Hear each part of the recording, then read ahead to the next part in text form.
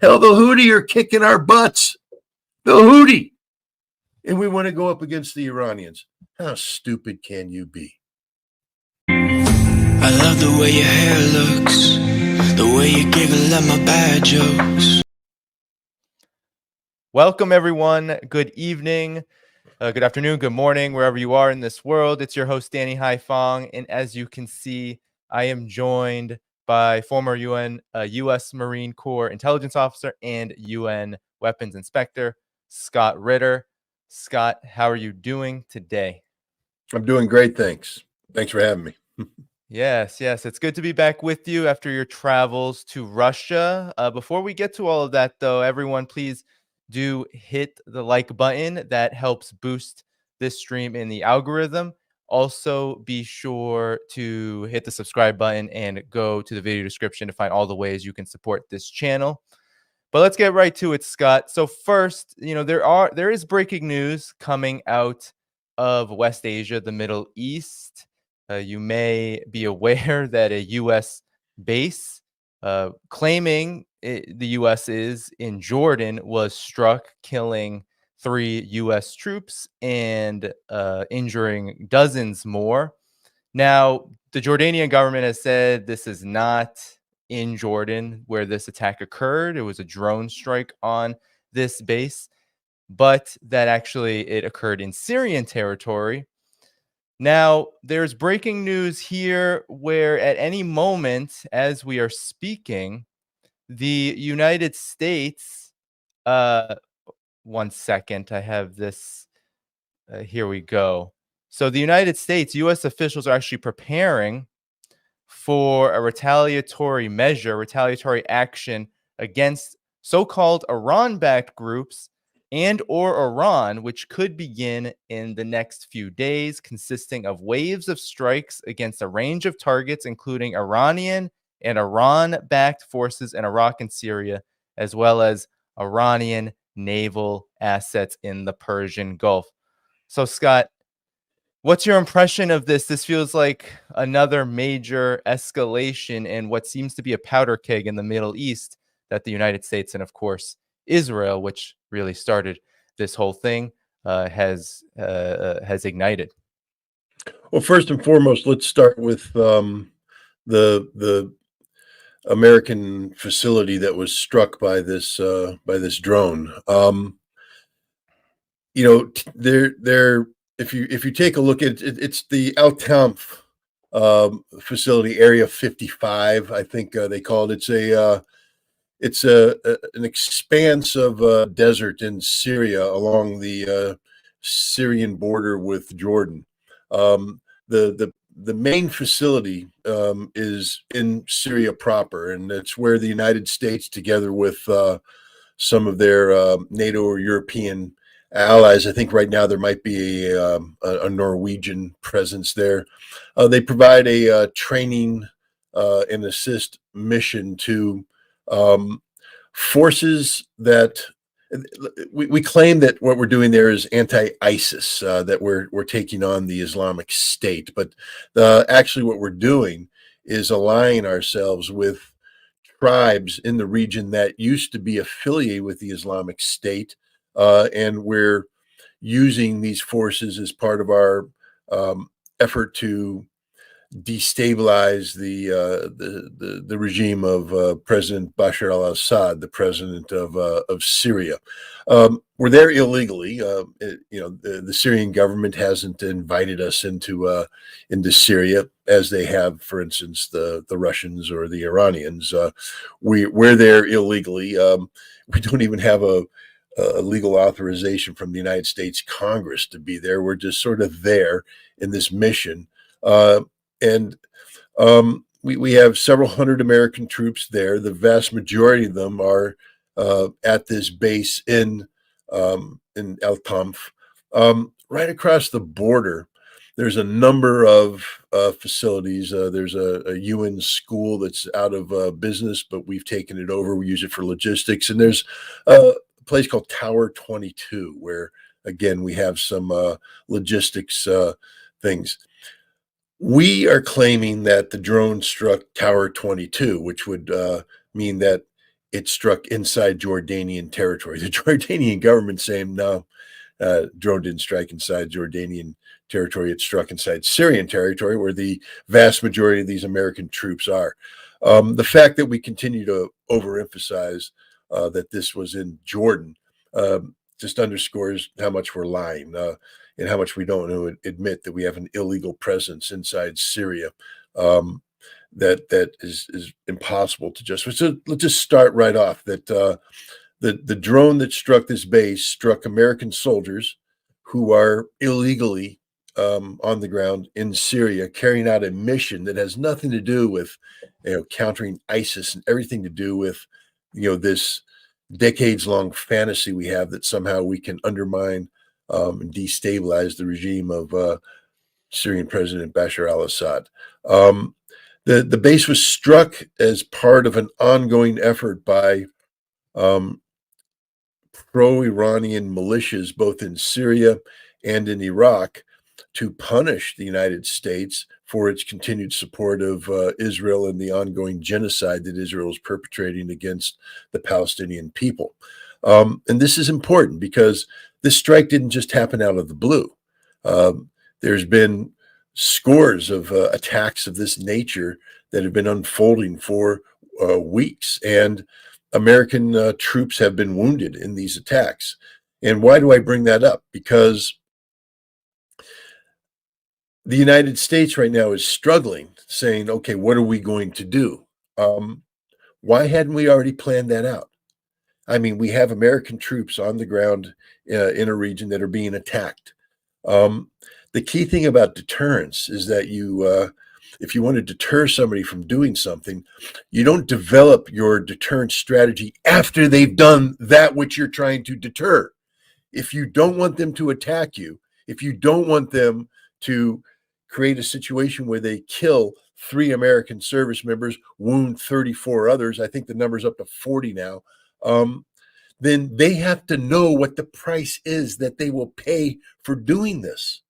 But what we've been doing is, they strike us, then we strike them, a little target here. They strike us, we strike them. We're not deterring, we're reactive in nature.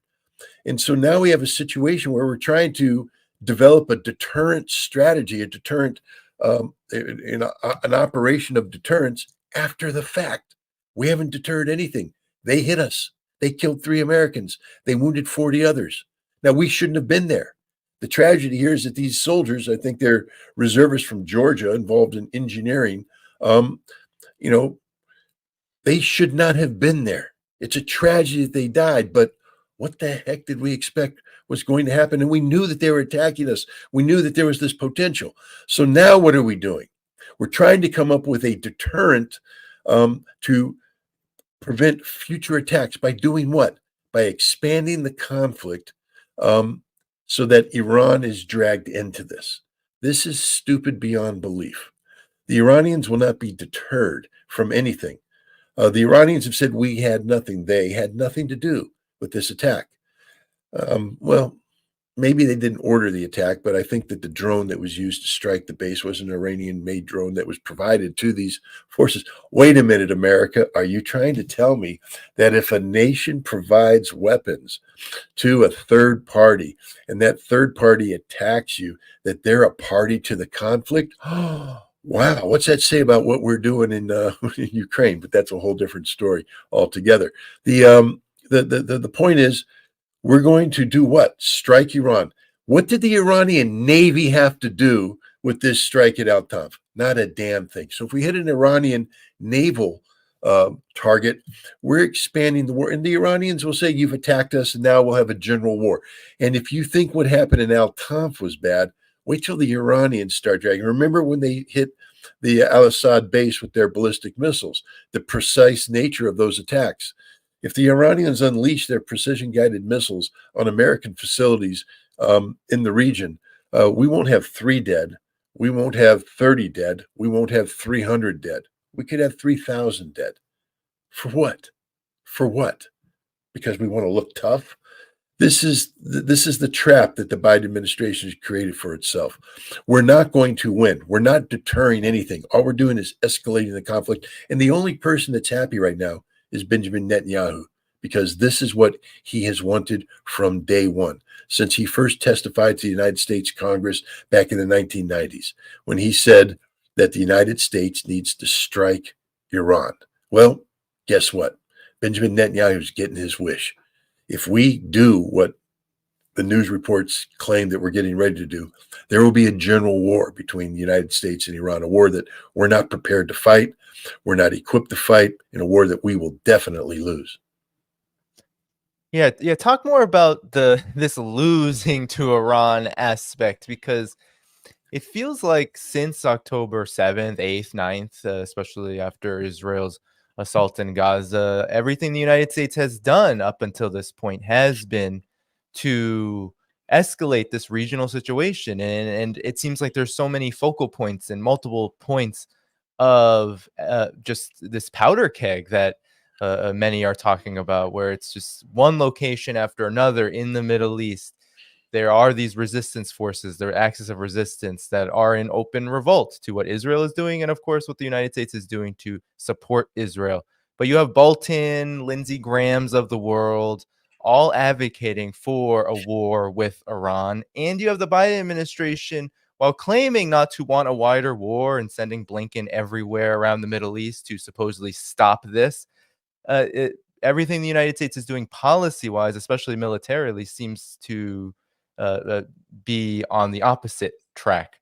So why then, if the U.S. isn't in a position to fight this war, would they go for it? Is it truly that Israel is that influential over U.S. military policy, or is there something bigger?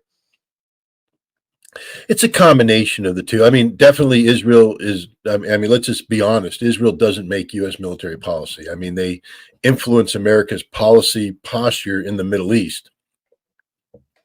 But the idea that Israel somehow picks up the phone and says, bomb this, bomb that, is absurd in the extreme. The United States makes military policy. And here's the problem. We still believe that we are the power that we were back when the Cold War ended, when the Soviet Union collapsed and we emerged from that decades-long Cold War conflict as the sole remaining superpower on the face of the earth, where American military power meant something because it was unmatched.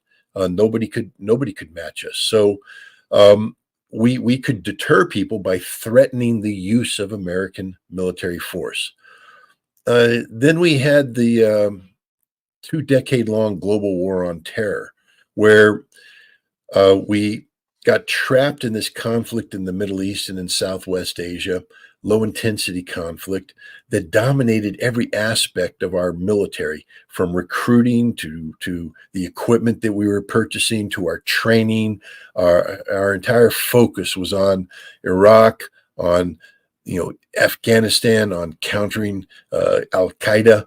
We forgot the basics. We stopped doing large-scale ground combat. We stopped training for it.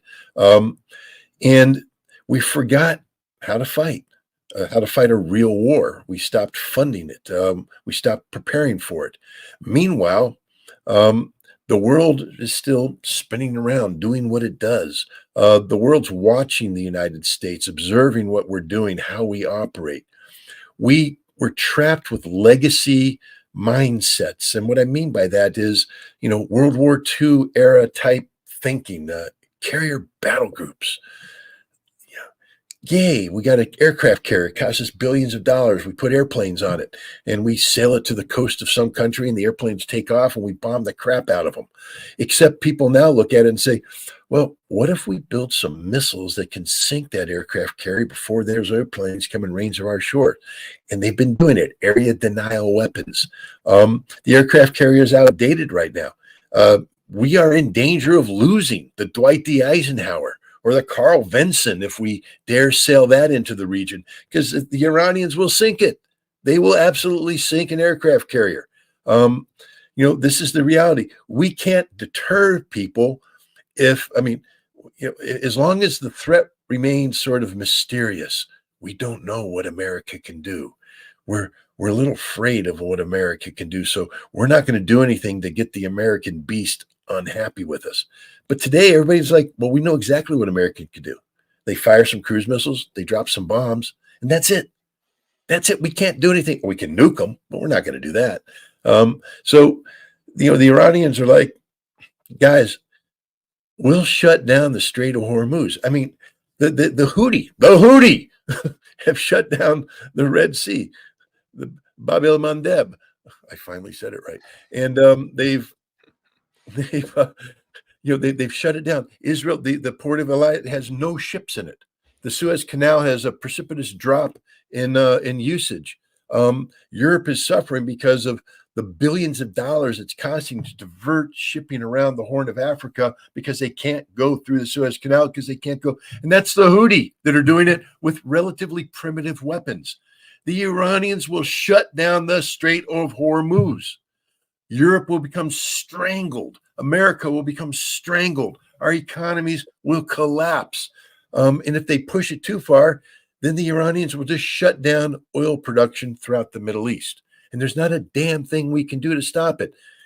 And all those fancy aircraft we have, I mean, they don't just appear out of anywhere, Danny. It's not like, it's not a computer game where they go, oh, tap, tap, tap, F-22s magically appear over Iraq and drop bombs, tap, tap, tap, ooh, and then nothing. No, they take off from a base. That base is Al Ubaid base in Qatar. It's right there. You know where it is? Right smack in the middle of the Persian Gulf.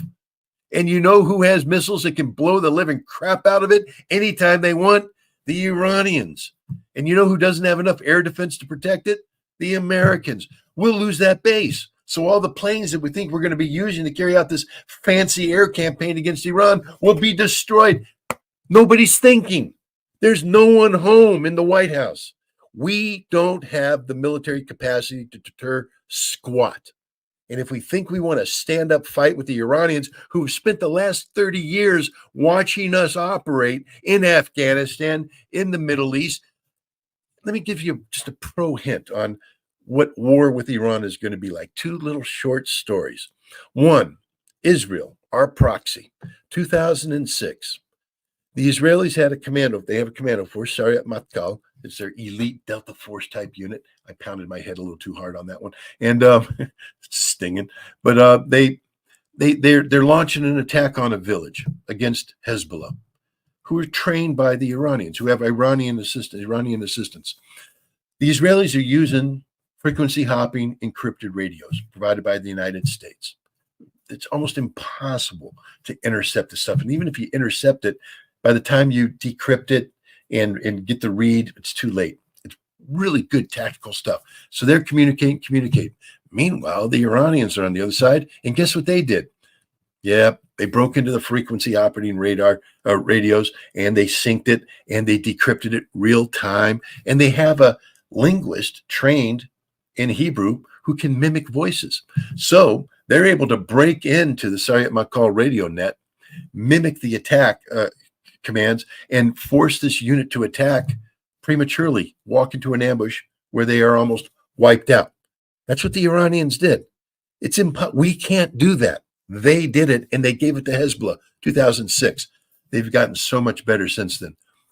The United States had a drone they called the Beast of Kandahar, the giant B-2 looking stealth drone, and it was taken off from Kandahar. It flew that mission over Abbottabad in Pakistan, provided, remember that famous photo of the White House all staring at the screen during the SEAL raid against Osama bin Laden? That's the drone footage coming from the Beast of Kandahar that's hovering over there, and it's flying around. The Iranians parked people outside of Kandahar, and they just sat there and intercepted signals. Okay, so the Beast of Kandahar is taking off. Let's intercept the ground control signal. When it gets up to a certain level, it passes off to a satellite where somebody in the United States is controlling it. Let's intercept that. Let's decrypt that, and let's build mechanisms so it takes off. And then the Iranians, when it says we're going to pass over to America, the Iran goes, no, we're going to intercept you. They took control of the Beast of Kandahar, flew it into Western Iraq, and landed it, and they captured it and all that. The Iranians are really, really good at what they do. They've been studying how we fight for decades. They've been preparing to fight this war. They have been doing what we should have been doing. Remember when I said if you're going to have deterrence, that means you have a plan. That means the moment that drone hits the tent, you blow the living crap out of the enemy. They don't even get a chance to think. There's no news, nothing. It happens. And then they wake up and go, what the hell happened? We don't ever want that to happen again. That's called deterrence. The Iranians are ready to deter the living crap out of America because we're going to do something stupid. And there's going to be an instantaneous response that's going to beat the living snot out of us, and we're not ready for it. Lindsey Graham and Tom Cotton and all these other idiot senators like, hit Iran, hit Iran, hit Iran. Why don't they just say, kill Americans, kill Americans, kill them? Because that's what's going to happen. Yeah, we're going to kill a lot of Iranians if there's a war. We're going to destroy a lot of stuff. We got good military equipment. We're not totally incompetent, but we can't win the war. Hell, the Houthi are kicking our butts. The Houthi winning wars, and we can't sustain this. The Iranians. We don't have the military capacity to sustain a campaign against Iran. Iran has the capacity to sustain a campaign against